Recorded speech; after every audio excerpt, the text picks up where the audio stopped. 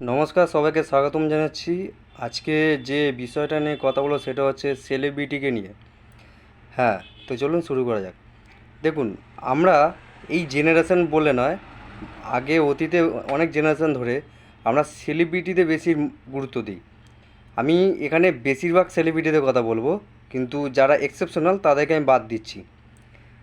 আমাদের দোষটা কী জানেন? আমাদের দোষটা হচ্ছে আমরা সেলিব্রিটিকে ভগবান মনে করি, কিন্তু আমরা এটা জানি না যে তারাও দিনের শেষে কিন্তু মানুষ, তারাও আমাদের মতন মানুষ।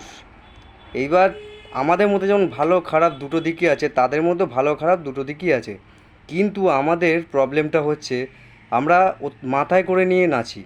তাদের ভালোটা হয়তো খুব কম থাকে কিন্তু খারাপের সংখ্যাটা বেশি থাকে, কিন্তু আমাদের চোখটা যায় বেশি ভালোর দিকে, খারাপের দিকগুলোতে যায় না। আপনি দেখুন, আমাদের সমাজটাকে এই জঘন্য নরকে পতিত করার জন্যে দায়ীও রয়েছে একমাত্র এই ফিল্ম ইন্ডাস্ট্রি, এন্টারটেনমেন্ট ইন্ডাস্ট্রি। আমি এখানে এক্সেপশনাল বলছি না, আমি এখানে বেশিরভাগ ক্ষেত্রে বলছি। অনেকে হয়তো কিছু কিছু আছে যারা সঠিক দিকে নিয়ে যাচ্ছে, কিন্তু সেটা খুবই কম। কিন্তু বেশিরভাগই কী করছে, আমাদের সমাজটাকে কন্ডিশনিং করে দিয়েছে, ব্রেন ওয়াশ করে দিয়েছে এই এন্টারটেনমেন্ট দুনিয়া। এই সেলিব্রিটিটা কী করছে, আমাদের এই জেনারেশনটাকে, ইউথ জেনারেশনটাকে নরকে পতিত করছে। কিভাবে, সেটা একটু খুলে বলি। বিভিন্ন রকম বডি অঙ্গি ভঙ্গিমা দেখিয়ে ছোট ছোট বাচ্চাদেরকে একটা অন্ধকার ভবিষ্যৎ দিকে টেনে নিয়ে যাচ্ছে, ভুলভাল কথাবার্তা বলছে, যেটা আমরা কোনো প্রশ্নই করি না এই সেলিব্রিটিকে নিয়ে, যে এরা যেটা করছে সেটা কি আদৌ ঠিক, বা এরা যেটা বলছে সেটা কি নিজের জীবনে অ্যাপ্লাই করে। এই যে রাস্তায় বেরোলে এত রকম অ্যাডভার্টাইজমেন্ট, আপনি কখনো প্রশ্ন করে দেখেছেন সে তার নিজের পরিবার অথবা নিজে সেই জিনিসটা ব্যবহার করে কি না? কিন্তু আমাদের সে সাজেশান করছে কিসের জন্যে? মাত্র কয়টা টাকার জন্যে। টাকাটা ইম্পর্টেন্ট, সবার জীবনে টাকাটা ইম্পর্টেন্ট, কিন্তু টাকাটাই যে সব কিছু সেটা কিন্তু নয়। টাকাটা হচ্ছে একটা মাধ্যম। যেমন ধরুন, আপনি কোথাও গেলে গাড়ির প্রয়োজন যেমন হয়, গাড়িটা যেমন একটা মাধ্যম, গাড়িটা কিন্তু ডেস্টিনেশন নয়।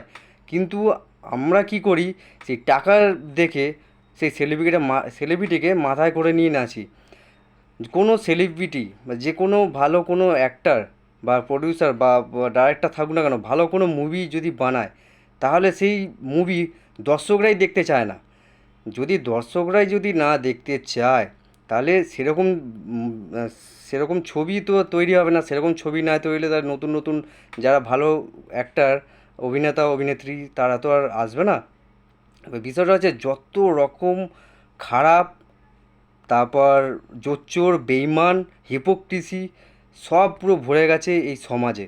সমাজে ভালো লোকও আছে, কিন্তু আমাদের এমনভাবে কন্ডিশনিং করে দিয়েছে এই সেলিব্রিটিরা, যে আমরা সবসময় ভাবি অমুক সেলিব্রিটির জীবন যেমন আমিও সেরকম জীবনটা করতে চাইবো।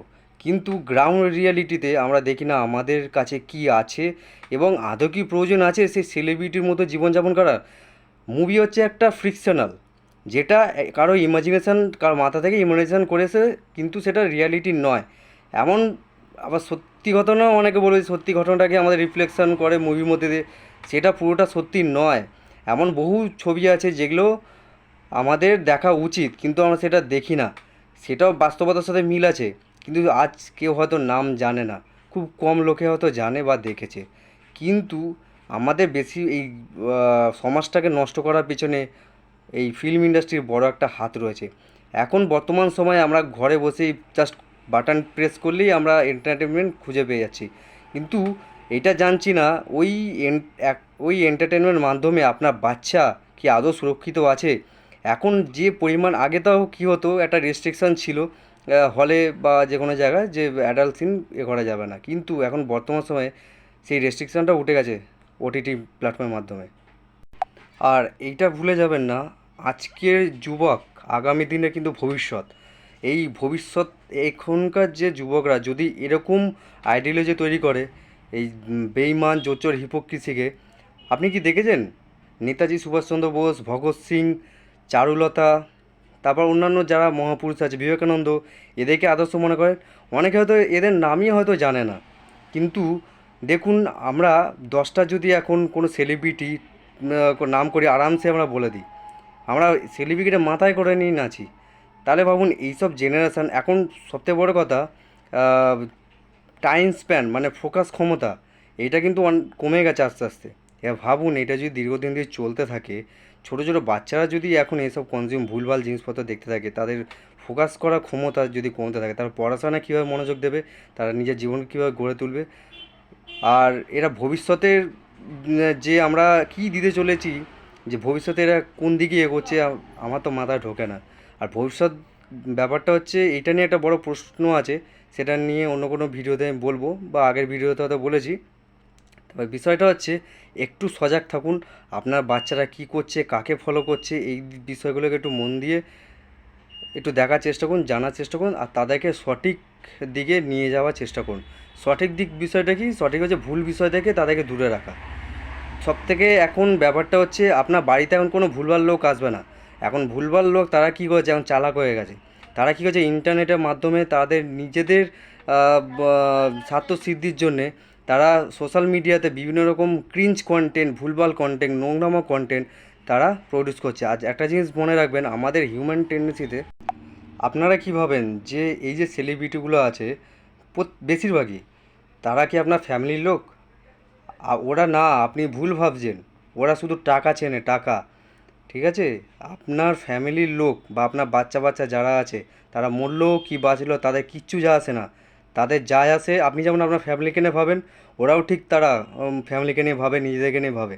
তারা সুন্দর সুন্দর জায়গায় যাবে, তাদের নিজের সে হতে পারে ব্যক্তিগত ব্যাপার, তারা কী করবেন সেটা আমাদের দখল দেওয়ার দরকার নেই। কিন্তু বিষয়টা হচ্ছে, আপনার বাচ্চা মরলো কি বাঁচলো তাদের কিচ্ছু যায় আসে না। তাদের নিজের বাচ্চাদের কথা ভাবে, তাদের নিজের বাচ্চার শরীরের কথা, মনের কথা, তাদের ফাইন্যান্সিয়াল কন্ডিশনের কথা তারা ভাবে। তাতে আপনারা কোথায় গেলেন, খারাপ ভাষা চলে আসছে, কোথায় গেলেন তাদের কিচ্ছু যায় আসে না। তাদের কাছে টাকাটাই হচ্ছে ইম্পর্টেন্ট, সেটাই হচ্ছে গুরুত্বপূর্ণ। এই যে আমরা সারাক্ষণ টিভির মধ্যে মুখ গুজে বসে থাকি, বিভিন্ন রকম এন্টারটেনমেন্ট, হা হা হা হো, কোনো লজিক নেই, কিছু নেই। একটা কথা চিন্তা করে দেখেছেন, এখন পৃথিবীর যা অবস্থা, কোন সেলিব্রিটি নিয়ে কথা বলছে? বায়োডাইভার্সিটি, 6 মাস extension, climate change, food crisis, পানীয় জলের সমস্যা, তারপর অন্যান্য যে বিষয়গুলো রয়েছে। কজনকে বলেছেন বা কোন মিডিয়া আপনাকে এগুলো দেখাচ্ছে বলুন তো? কিন্তু এটাই সবথেকে বেশি গুরুত্বপূর্ণ। আরে বাবা, আপনার যে ভবিষ্যতের কথা ভাবছি, ভবিষ্যৎ কার ভবিষ্যৎ? বেঁচে থাকলে তো ভবিষ্যৎ হবে। এই যে যারা নিজেদের জন্য করছে, আমি তাদেরকে বলছি, যে সেলিব্রিটিদের, আপনারা যে নিজেদের জন্য করছেন, কাদের জন্য করছেন? শুধুমাত্র এই বর্তমান সময়ে একটু আনন্দের জন্যে পুরো বিশ্বকে প্লাস সবাইকে নরকের দিকে এগিয়ে নিয়ে যাচ্ছেন। এবার একটু জনসাধারণের কথা বলি। এই যে আপনার রিসার্চ করুন, আমি কিছু বলবো না, আপনারা একটু জানুন বিষয়টা কী। এই যে আগামী দিনগুলো যে ভয়ানক, আপনার কেউ বুঝতে পারছে না কোন দিকে এগোচ্ছে। একটু জানার চেষ্টা করুন যে বিষয়গুলো কোথায় কী হচ্ছে। ক্লাইমেট চেঞ্জ নিয়ে একটু রিসার্চ করুন। আমরা অলরেডি 6 মাস এক্সটেনশনের মধ্যে আছি। 6 মাস এক্সটেনশন কি নেটে সব কিছু পেয়ে যাবেন। এর আগে হয়েছিল কিন্তু 5 মাস এক্সটেনশন, যেটা পুরো দেখুন পৃথিবীর কিছু যা আসবে না, ধ্বংস হয়ে যাবে, আমাদের মানব জাতিটা পুরো নষ্ট হয়ে যাবে, মানে পুরো শেষ হয়ে যাবে, কেউ কিচ্ছু বেঁচে থাকবে না। হ্যাঁ, এটাই রিয়েলিটি, এটা কোনো ফিকশন মুভি চলছে না যে একটা কিছু বানিয়ে দিলাম এই করে। না, এটা কোনো গেমিং সিনও চলছে না যে একবার মরে যাবেন আবার বেঁচে যাবেন। আমরা জানি না কোন নেশায় ঘোরের মধ্যে রয়েছি, কেউ কিছু বুঝতে পারছি না, কেউ জানার চেষ্টা করছে না। আর যে সত্যি কথা তার মুখ বন্ধ করে দেওয়া হচ্ছে।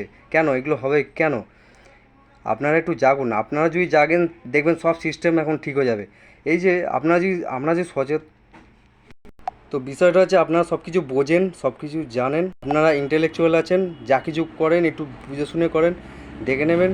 কেননা ভবিষ্যৎ খুব কিন্তু খারাপের দিকে যাচ্ছে। একটু রিসার্চ করুন, বারবার বলছি। এই টক্সিক বিষয়গুলো থেকে একটু দূরে রাখুন। এখন সবাই মোহগ্রস্ত, নেশাগ্রস্ত হয়ে আছে। তো আর কিছু বলার নেই। ধন্যবাদ, সবাই ভালো থাকুন। নমস্কার। যদি কারো কোনো খারাপ লেগে থাকে তো ক্ষমা করে দেবেন।